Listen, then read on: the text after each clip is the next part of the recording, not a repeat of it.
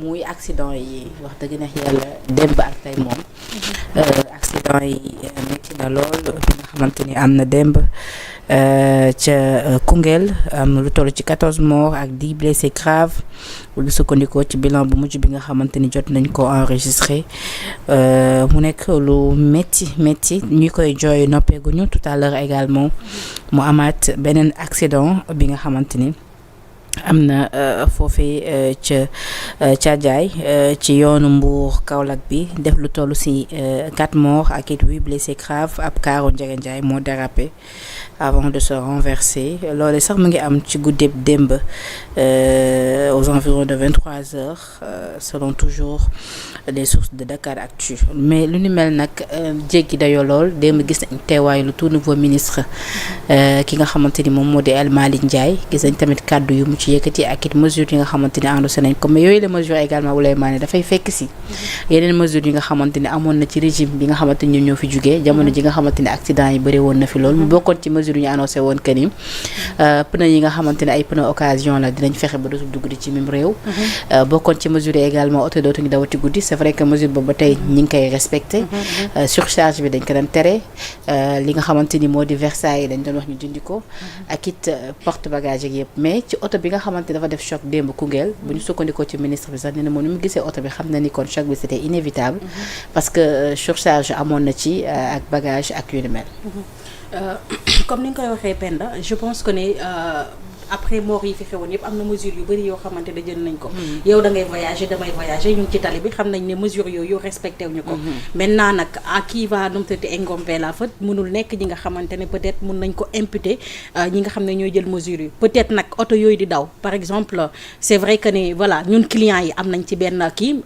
benn part de responsabilité parce que buñ nee Versailles léegi génne nañ ko mu wóor la ne Versailles génne nañ ko oto yëpp ñemeetuñu def Versailles mais man dugg naa ci oto boo xamante ne dañoo jël ay banc di koy teg am ñoo xamante ne nangu toog ci suuf nu mu tëddati pour mun a jël bus bi pour mu dem loolu nu mu tëddati Penda mënuñu ko imputer kenn bu nekkee ne ñun la société ñoo war a mën a xoolaat suñu bopp parce que man mënuma comprendre ngay yàkkamti pour dem war na laa war a mën a jaral nga toog ci suufu bus fii ba nu mu tëddati Casamance wala fii ba nu mu tëddati Kaolack wala fii ba Tamba loolu c'est un problème boo xamante ne état mënu koo régler ce qui veut dire que ñun suñu bopp war a mën a numtirati xoolaat suñu doxalin ak suñu demin même bu nekkee ne tamit car yi nga xam ne day romb parce que ñu ngi wax ne léegi bagage yu bëri waruñu ko def mais léegi da ngay nekk si yoon bi dajeeg benn car boo xamante ne bagage yi day bëri tellement ba mu ngi pante loolu day romb ay policiers dafay romb li nga wax ni sax doguma la dafay rejoindre étude bi nga xamante ne Mimi Touré def na ko ci par rapport ñu xoolaat comportement yi parce que tamit voilà mais non seulement comportement yi mais ñi nga xam ne ñoom lañ teg ci yoon ci tali bi pour ñu numtirati régulariser loolu parce que ñooñu oto yooyu ay policiers lay romb ay gendarme lay romb des fois ñoom am na oto yu ñu bëgg a arrêté dañ koy arrêté ne foog ñu toog aujourd'hui au Sénégal ñu am ñoo xamante ne dañuy liggéey dëgg ngir askan wi parce que bu nekkee ne ñoom policiers yi ñu ngi def seen liggéey dëgg ñii nga xamante ne ñoom ñooy nekk bagage yi nga xam ne moom mooy fees ñoo mu wóor la ne am na benn note de service bu jàll lii lañ koy tere boo dëppee benn oto dëpp ñaari oto dëpp ñeenti oto ñeneen ñi dineen wàññi parce que duñ bëgg a dawal ñu dëppaat la nga dellu si waat ba Dakar buñ ko respecté dëgg peut-être loolu dootuñu ko gisati mais tamit ñun doomu aadama yi parce que buñ nee num tëddati oto bi warul surchargé ngay làqatu di toog ci suuf rek tëdd ci suuf comportement yi dañ ko war a revoir loolu nag Penda mënuñu ko imputer keneen lu dul ñun num tëddati ñu xoolaat suñu toogaay Sénégal defar ko dafay metti parce que ñun suñu toogaay lañ war a xoolaat ñun suñu numtati comportement la léegi tant que nag ñun suñu comportement defaruñu ko suñu numtati suñu toogaay defaruñu ko loolu du mës a baax foog ñu commencer ñun balaa ñeneen ñi nga xamante ne numtati ñoo mën a def seen liggéey ñu mën a wéyal seen liggéey mais ay note de service moom yaakaaruma ne mën na koo régler parce que y a eu tellement de notes de service y a eu tellement de numtati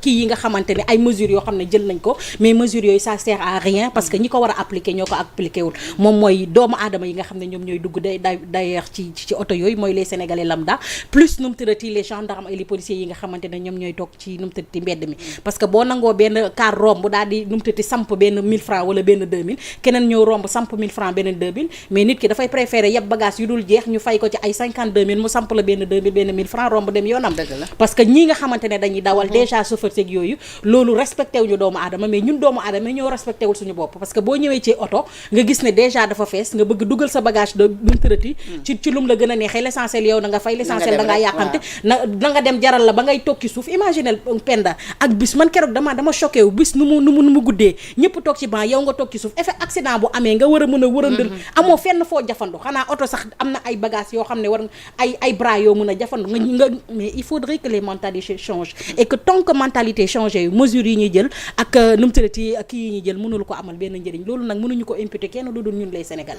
Tout à fait alors Mamy Samb moom dafa mel ni Ouleyman mi ngi insisté plus ci li nga xamante ni moom moo di mesure ak suivi bi ci war. ñu gis ne nag lu ni mel tout le temps ça pose problème te foofee également la ko mel ni Mimi Touré tey doon dut baaraam ci li nga xamante ni moo di tuute bu mu def mais parmi mesures yi également ci xoolaat li nga xamante ni moom moo di comportement yi dafa am ci oto yi tamit ay oto yi nga xam ne da ngay gis mu nekk ay oto yu bees certes mais da ngay gis ay sièges yi nga xamante ni dañ ko ci soudé loolu également mu war a bokk ci mesures yi nga xam dinañ ci bàyyi xel bu baax a baax c'est-à-dire oto bu wàccee bees te ñu am nombre de places limité pour man dañoo war a yem ci nombre de places yooyu te bañ cee yokk yeneen nombre de places léegi soudeur beeg ka moom oto beeg yëpp tamit également war nañ prévoir ay daan ci wàllu wu ni mel pour mën a réduire li nga xamante ni moom moo di surcharge bi. waaw tu as raison, tu as entièrement raison. Ouleymane aussi a raison dans son argumentaire et on en profite aussi ñu jaale ñi nga xam ne ñoo ci jot a ñàkk seen bakkan parce que je pense qu'un appel avait été lancé pour que ñu may leen deret déjà j'espère que nit ñi secourir nañu leen ci côté boobu parce que loolu itam c'est important mais xam nga li metti mooy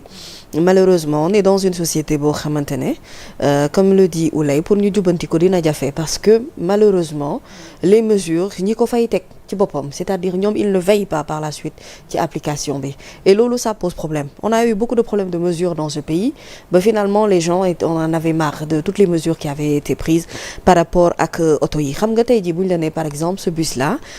pneu bi dafa éclaté mu def accident c'est-à-dire xanaa kon oto boobu defuñu révision balaa muy départ naka nga mën a entreprendre di def de longue distance te yow doo réviser sa oto doo xool ndax sa ay étape pneu baax na doo xool ba xam ndax yow régulier nga ci wàllub kayit doo xool ba xam itam ndax interdiction yi ñu fi defoon yëpp ci wàllu voyage te xam ne ay nit ngay yaboo ay xar loolu itam respecté nga ko doo xool maanaam lépp loo xamante ne nii mën na la ci fekkit pour la toute bonne et simple raison que xam nga lu tax ñi ñi amul sañ-sañ def lu leen neex ci réew mi loo mënti jël ci ay mesures itam du mujjee fenn c'est parce qu'il y a pas de sanction il y a aucune sanction disciplinaire yoo xam ne dañu koy jël ne par exemple ku enfreindre benn loi wala lii tere nañu ko ci réew mi ku ko ci defit lii dina la ci fekk il y a pas d'amende il y a pas de mais association des transporteurs maa ngi dégg bi ñu annoncé mesures yi ñoom dañ cee opposé woon mais malheureusement je pense que le temps nous donne raison de plus en plus ci nit ñuy demee déjà que oto yi nga xam ne dañuy def longue distance yi dañ ko war a xoolaat am na ci ay oto yoo xamante ne penda waruñu daw oto bu mag ak oto mu daw moo ci bokk yam am na ay oto yoo xamante ne waruñu circuler ci tali bi boo leen xoolee xam état bi mu nekk mu leer na ne lii waruñoo mën a am autorisation daw waxuma la ak di yeb nit mais ces horaires là yi nga xamante ne moom mooy am parfois bus yi ni muy méttee man waxuma sax waxi accident rek leneen lu ci topp parce que loolu ñaanuñu yàlla mu am mais condition bi ngay voyager rek c'est des conditions difficiles oto yi déjà mooy loolu au-delà de surcharge bi nga xamante ne moom moo ci am il y a aussi que déjà dafay xat da ngay am problème de respiration ak yeneen yoo xamante ne daf ciy topp techniquement oto balaa moo war a mën a daw ci tali dafa war a mën a remplir conditions yi nga xamante ne moom moo wax yépp oto yi nga xam ne dañ leen di dugal ci réew mi itam balaa ñu leen di jox autorisation dugg ba autorisation dawal di ca fekk waroon nañu leen mën a réviser ba xool les voitures qui sont aptes à rouler et les voitures qui ne sont pas aptes à rouler c'est tout aussi simple que ça et pour man loolu il ne suffit pas seulement de tenir des discours il faut agir dañoo toll foo xamante ne quand on parle le mindset et le nouveau type de Sénégalais c'est que aujourd'hui il faut que ñi comprendre ne liñ leen di tere du dañuy lor ñoom dañuy lor keneen wala dañuy lor seen bopp ba pare lor yeneen doomu aadama yi nga xam ne ñoom ñooy emprunter yooyu circuit donc je demande à ce que cet état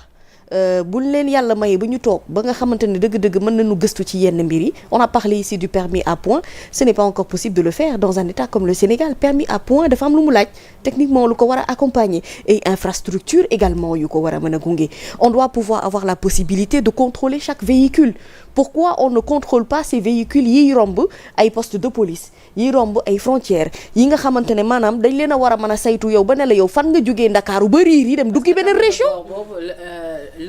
ministre bi doon wax démb El Malick Ndiaye di insisté là-dessus tableau de bord yi day bëri bagage ba ki dawal sa amaana moom ni mu war a gisee tali bi du ko mais parce que on n'est pas discipliné neexut a wax mais on n'est pas discipliné dans notre façon de conduire et dans notre façon de faire de tous les jours c'est-à-dire am na loo xamante ne dépassé na sax manque de civisme pour man du ñàkk xam-xam c'est-à-dire ñàkk xam li ngay def la te ñàkk xam li ngay def bu baree nag c'est-à-dire li muy jur ci réew mi moo gën a metti te moo gën a naqaree wax ci kaddu il faut que ñu comprendre ne oto bi nga xamante ne moo lay yóbbu y a un minimum de sécurité et de confort boo xamante ne moom la war a mën a am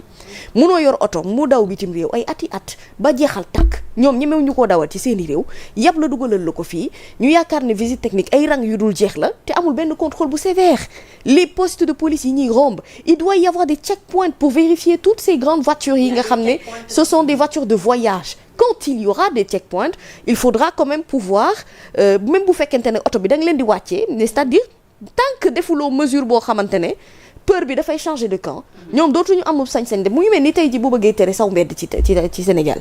mais munoo dox heure bu la neex bopp koñ bu mu la safee saa yoo ko sentir defee ko foofu parce que dalay leen ne dara fekku la ci amul caméra bu lay filmer amul dara lu la mën a flasher am na loo xamante ne li nga ñemee def Sénégal munoo koo ñemee def ci beneen réew te loolu soxlawul tukki nag pour man vraiment règle de civilité la boo xamante ne kenn ku ci nekk dañ cee war a gëstu bu baax daan sa doole naam baax na waaye da ngay xalaat sa bopp xalaat ñi nga yàpp xalaat ne dëkk bi itam dafa war a nekk dëkk bu amub yoon mooy ne looy def ça doit être conforme avec la réglementation oui là si ce n'est pas conforme avec la réglementation que l'État sévisse qu'il y ait des sanctions je pense que il n'y a que comme ça la ñu mën a xeex accident yu bari am ci réew mi voilà ñu leen di jàllal bu baax a baax ñi nga xamante ni am nañ ci njaboot yi ci loolu tey ñaan lu mel gëj fi ndaxte accident moom dafa nekk lu métti lu nga xamante ni kenn yéene ko kenn rawatina suñu réew donc nag di ñaan rek mesures yi nga xamante ne également bàyyi woon nañ ko fi nguur buy nekk bés également ñoom it fas yéene jël yeneen dogal ci wàllu bu ñu mel askan bi tamit di ko respecté ndax loolu également dafa bokk ci li dimbali nguur c'est-à-dire bu ñu tegee ay mesures yi nga xamante ni pour askan bi la day baax yéen it ngeen koy appliquer bu baax a baax ci wàllu bu ñu mel parlons de askan bi ñuy remercier également suñuy internautes yi nga xamante ni saa su ne ñoom ñoo safoo suñu ay programme rawatina émission bi di entre elles maa ngi gis ci commentaire yi ñu nuyu leen Talla ñoo mu ngi leen di ziar les filles Salman Mballo également mu ngi leen di nuyu Thier Talla ñoo encore Alseni Silla Aljuma Ka kit Samantha Bitey Lamine Bara Sonko Diomaye yow également ñu ngi lay nuyu bu baax Lamine Bara Sonko kit ki nga xamante ni moom moo di Oumou Sow Koné Moussa Pouy Bass Diouf Oumou Sow Koné ñu ngi lay nuyu bu baax a baax El Hadj Moustapha Badchiki moom xam naa sama doomu baay la nee na Oulay maane ani Fatima ak Papi mi ngi laaj ci Fatima ak Papi xam naa Fatima kii di lay wax Avenir Design ñu ngi lay nuyu Avenir Design Mami Somb nee na Mami Somb la pertinente donc Ousmane Fall Baye Niass ñu ngi lay nuyu Cheikh Fall Aminata Mbodj Pape Sène Alkali Mbodj Pape Daoud Thiam Ibou Seck Sekou Sonko Pape Daoud Thiam toujours Jules Faye voisinage Pape Daoud Thiam nee na le trio magnifique voisinage moo bind loolu donc ñu ngi leen di remercier bu baax a baax Maymouna Alpha Kane Basirou Sabali Alpha Kane Pape Sène yéen ñëpp ñu ngi leen di jaajëfal ci qualité bi ngeen ànd ak programme yu Sénégal 7 TV rawatina safo bi ngeen am ci émission bi di entre elles de retour tey ñu fas yéene waxtaan ci ponk yu bëri ci actualité bi ci ponk yooyee nag Jili Mbaye d'accord sa message jàll na la jot naa message bi Mami Samb man gis-gis nga am ci nomination bi nga xamante ni génn na ci conseil des ministres yi poste yu bees yi nga xamante ni fu mu ne ni am na ay occupants yu yees am ñeneen ñi nga xamante ni fu mu ne dinañ dem noppaliku ci ñi fi nekkoon ci régime bi fi nekkoon SICAP SA am li nga xamante ni moom moo di njiit bu bees RTS 1 am njiit bu bees ki nga xamante ni moom moo di Pape Alé Niang nekk fa général Moussa Fall remplacé par le général Martin Faye Fadilou Keita nekk foofee ca CDC Marie-Rose Faye également am na poste mon ami Bara Diouf moom également gis nga am na poste Cheikh Bamba Dièye l'ami de Oulay Mané moom également ñu yóbbu ko foofee ci AIBD alors ban gis-gis nga am ci changement yi nga xamante ni effectué nañ ko wala ci Diouf Bodian moom également nekk foofee ca port autonome de Dakar. waaw xam nga réew mi nag ndeysaan dañoo gëjoon a am conseil des ministres yu neex les gens ne lisaient plus les conseils des ministres pour la toute bonne et simple raison on était fatigué de la répétition ak ay mesures yoo xamante ne wax dëgg yàlla sénégalais yi gisatuñu ci woon seen bopp léegi nag de plus en plus les gens sont impliqués ci li nga xam ne moom mooy communiqué conseil des ministres on a vu ay nominations yoo xamante ne c'est dans le cadre normal des choses état moo nekk di def liggéeyam di samp ñi nga xamante ne ñoom la war a àndal ci tëralinu liggéey boobu donc ñu féliciter ci notamment Pape Alé Niang pour son nouveau poste de directeur général de la RTS, un poste qu'il mérite bien, un grand professionnel, quelqu'un également qui s'est toujours battu du côté du peuple et que d'ailleurs peuple sénégalais ñu ci bari sax dañoo pressentiroon Pape Alé ci poste directeur général bu RTS boobee mu wute fa nag Racine qui a fait plus de 10 ans là-bas qui en a fait des choses bonnes mais qui en a également traîné des casseroles. maa ngi gis ñuy plébiscité ku mel ni Pape Alé Niang RTS 1 ak tamit ku mel ni Serigne Saliou Gueye Soleil ak ñeneen ak ñeneen. waaw parce que xam nga ñu xëy na peut-être ñoom engagement bi nga xamante ne amoon nañu ko ci wetu askan wi moo tax sénégalais xam nga dans sa grande gratitude ay nit lañ yoo xamante ne maanaam du ñu ay purux du ñu ay nit la ñuy gërëm vraiment ñamu daaw comme on dit xam nga ndax formule bi noonu lañ koy waxee ci wolof wala déet mais xam naa ne daal Pape Alé vraiment c'est quelqu'un qui a la carrure qui a le professionnalisme qu'il faut qui a l'expérience qu'il faut aussi parce que expérience am na ci solo pour que mu mën occuper poste bi nga xamante ne moom la am ci RTS mu fekk fa nag ay attentes yu bari yoo xamante ne dëgg la Racine am na lu bari lu mu fa jot a liggéey notamment cette magnifique tour boo xamante ne mu nga fa waaye gis nga li yàlla di wax rek ne léeg-léeg jàmm ak bëgg-bëggam waaye yàlla ak dogalam Racine aussi c'est quelqu'un boo xamante ne critiqué nañ ko ñu bari ci gestion wu RTS li jëm ci wàllu programme bi comme li jëm également ci personnel humain bi nga xamante ne ñoom ñoo fa nekk di liggéey on espère que Pape Alé aura les épaules assez larges pour mën a porter li nga xam ne mooy cette grande responsabilité de gérer cette chaîne de télévision publique qui doit être la chaîne des Sénégalais tout le monde doit s'y retrouver ci li nga xam ne moom mooy programme yi ñëpp dañ ci war a gis seen bopp ñu tànn nag nit koo xamante ne dëgg-dëgg vraiment même bu fekkente ne am na ci ñu ci émettre ay quelques réserves man bokk naa ci nit ñi nga xamante ne je suis très contente de cette nomination de comment on appelle ça de Pape Alé Niang pardon voilà et puis aussi l'autre nomination qui a fait beaucoup de bruit c'est la nomination de Martin Faye bi nga xam ne moom moo wute le général Moussa Fall également nit koo xamante ne son nom je pense qu'il est gravé dans les mémoires des Sénégalais de 2021 jusqu'en 2024 c'est quelqu'un bi nga xamante ne avant même ñu koy sax wàccee ci poste bi nga xam ne foofu la nekk